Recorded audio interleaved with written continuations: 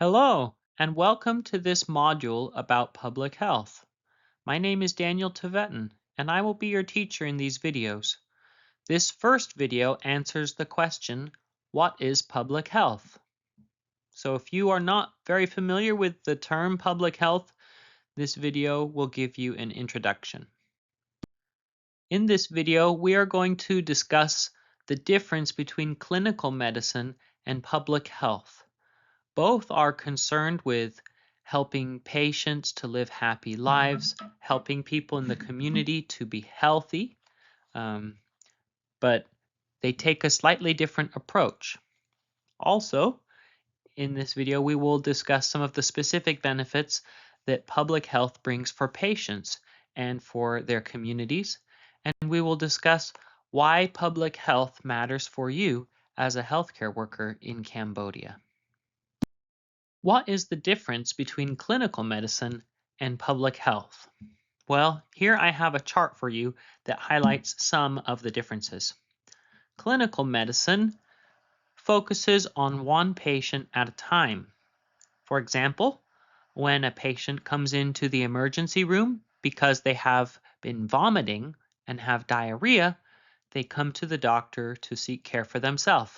That is clinical medicine. But public health focuses more on large groups of people, maybe all the people in a village or in a city or even in a country.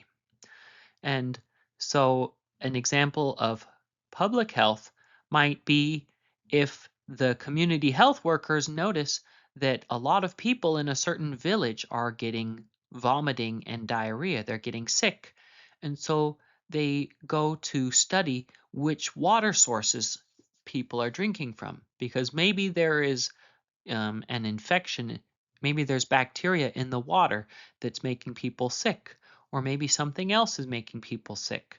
And so rather than working with just one person at a time, they are trying to figure out for the whole village or the whole city, where is the sickness coming from, so we can protect people and hopefully fix the problem. Another difference is clinical medicine is focused on diagnosis and treatment. So diagnosis, we want to figure out what disease the person is sick with, and we want to figure out how to treat them or maybe even cure them. Public health focuses on some different things. Public health focuses a lot on prevention. So before the person gets sick, we want to figure out, how do we stop people from getting sick?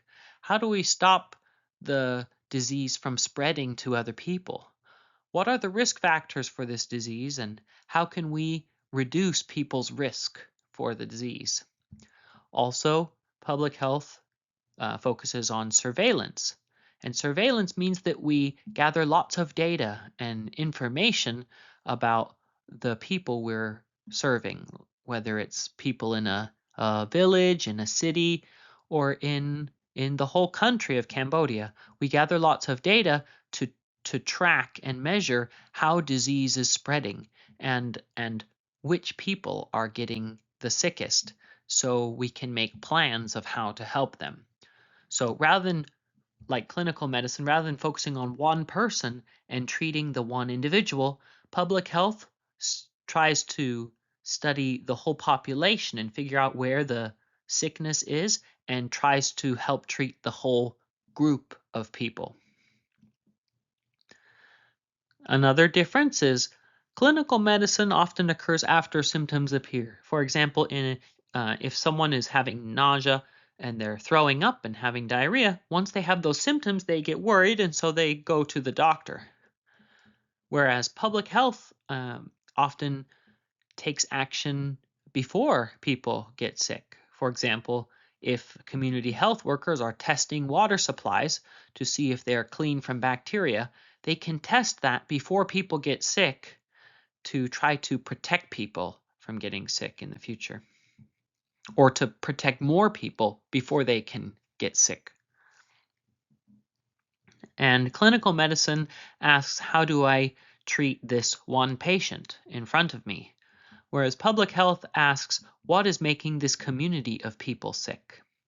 And public health Like we said, there are three big ways that public health can work on this. Public health can work on prevention. That is, how do we protect people before they even get sick? How do we prevent people from getting sick? And then education. This would be teaching people important information that can help them make better health choices and help them not get sick. For example, um, we could teach people that if they drink bottled water or get their water from safe sources or boil their water first, that could help protect them from bacteria versus if they drink water from the river or water from sources that are questionable, that are higher risk. That's an example of education. And then another way that public health protects communities is through policy, through laws and rules.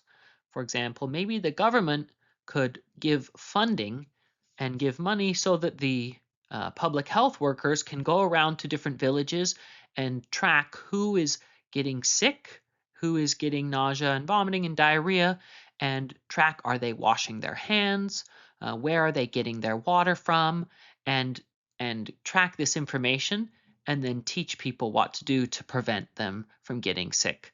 So all of these things can work together to help protect the whole community. Versus in clinical medicine, sometimes we wait until the person is already sick and then we try to help them. Public health does a lot of things before the person is even sick to protect them from getting sick in the first place. And so another difference here, clinical medicine saves one life at a time, whereas public health can save thousands of lives at a time if we do it well. On this slide, I have a few more examples of what public health does in practice to help people. We mentioned earlier the term surveillance, and this involves gathering data and information. Some data we might want to gather are case counts. For example, tuberculosis is endemic in Cambodia, and so public health workers will want to track how many people are getting tuberculosis, what provinces and what cities or villages have the highest spread. That way, if we can see where tuberculosis is spreading, we can send more resources and do more education in those places to help prevent it from spreading further. And often, education and prevention can be a lot cheaper than treating the disease once it has already spread, because as you might know, treating tuberculosis can take quite a lot of time and can be expensive.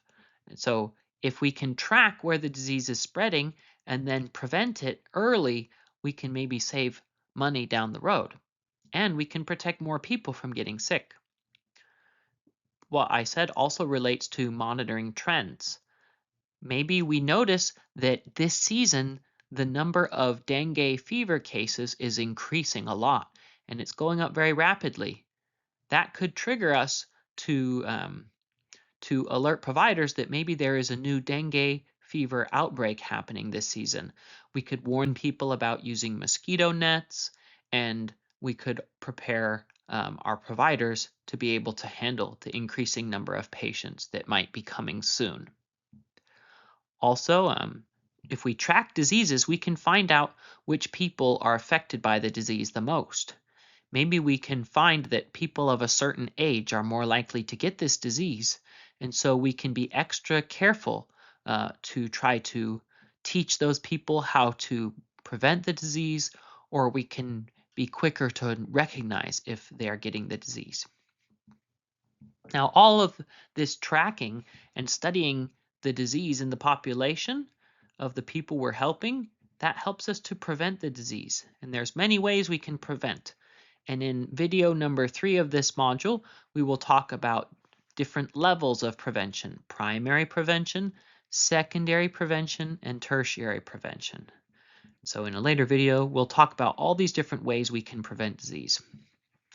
Another thing that public health does is it improves conditions for the people we're serving, and by improving their conditions, we can improve their health. For example, if we give people better access to clean water, this can reduce the rates of different infections and parasites and improve their health. If people have good food and good nutrition, then their bodies are stronger, their immune systems are stronger, and they're better able to fight infection, and they're able to live happier and healthier lives. Housing is also important. If people don't have good housing, if they have to cook indoors and they don't have good ventilation, that can hurt their lungs with all the smoke. It can expose them to mosquitoes and to infections. And so housing is also important for people's health. Education is important. People who are more educated are able to often earn more money. They're able to understand more about health, about their health conditions, and be able to make good decisions to help them with their health. So education is also important. And then the ability to access care. Um, if people are too far away from the hospital to get care, or they don't have the money, then that can be a big problem for their health. And so with public health, if we can help target all these different areas, then we can help people um, to be less likely to get disease, and we can help them to recover faster if they do get sick. So if we improve all of these areas, really we're helping treat people's health when we help them have better water, food, housing, education, and access to care. And so all of these things here, they're not just social issues that affect our society, but they're also health issues. And so public health focuses on improving all of these health issues for our society. On this slide, I'm going to talk about the structure of the health system in Cambodia. And the first level we will discuss is the community level. In the community level, we have village health workers and other health support groups and volunteers who can help spread health information and do important health work at the community level.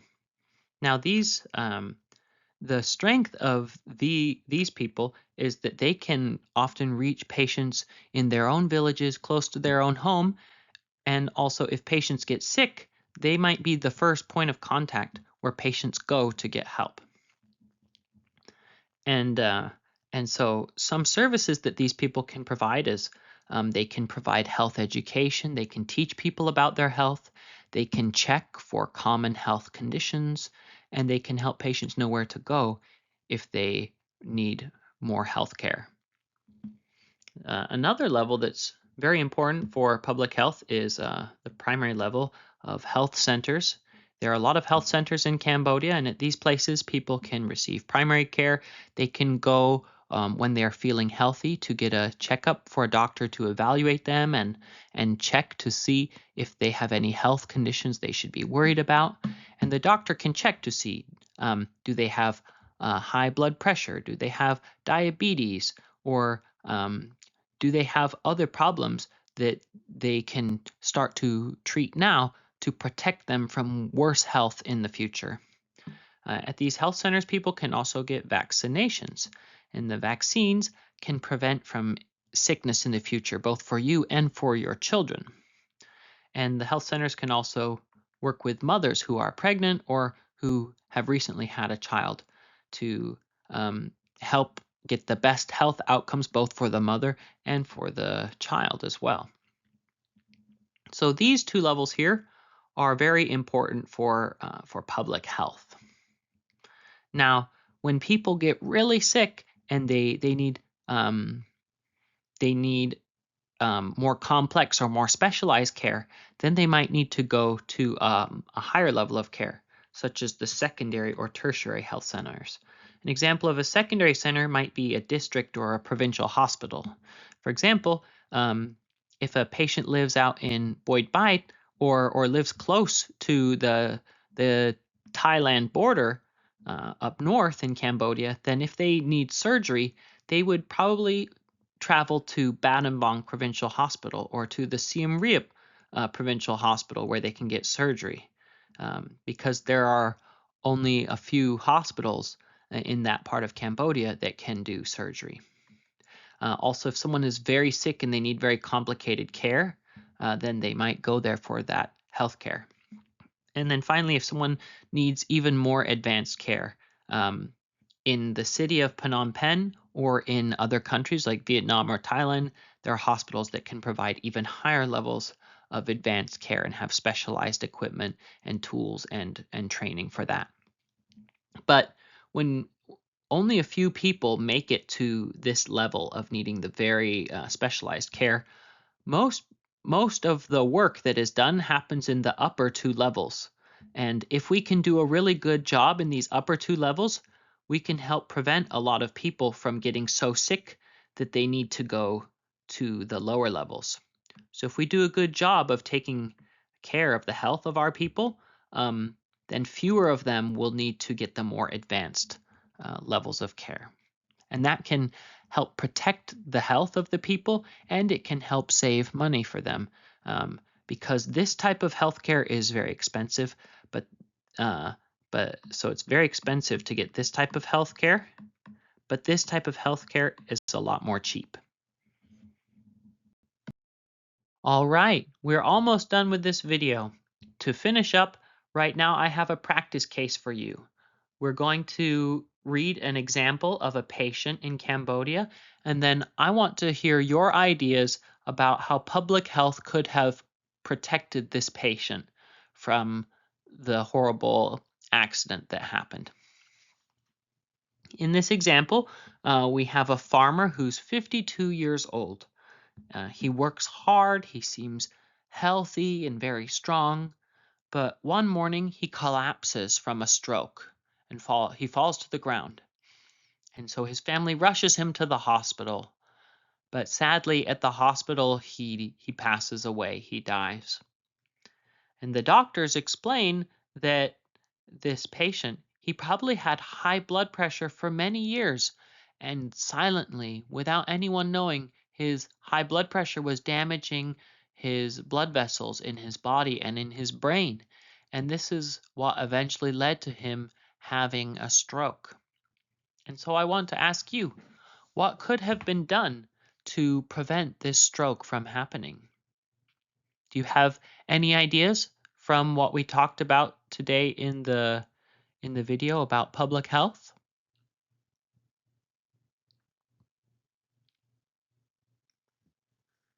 So, a few ideas that I have, you can always pause the video and think of more yourself.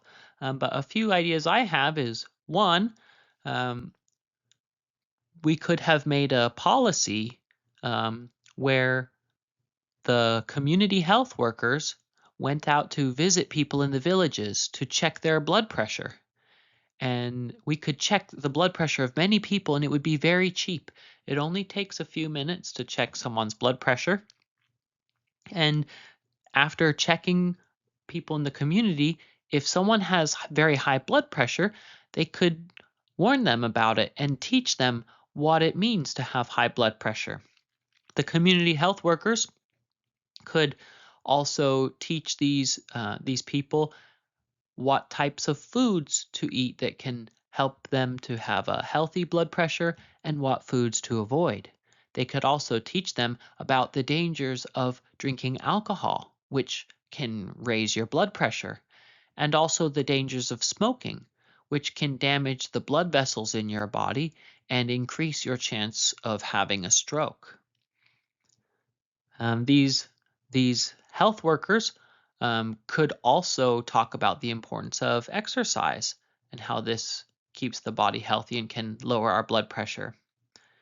Now, if the patient tries these things and their blood pressure is staying too high, they can also recommend them to start taking a medication, such as amlodipine, that can help lower their blood pressure and protect them from having a stroke.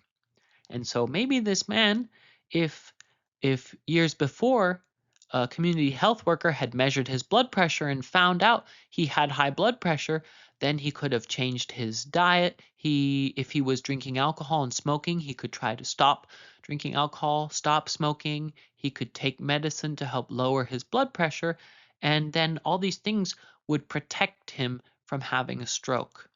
And then he could still be alive and help take care of his family and continue living his life.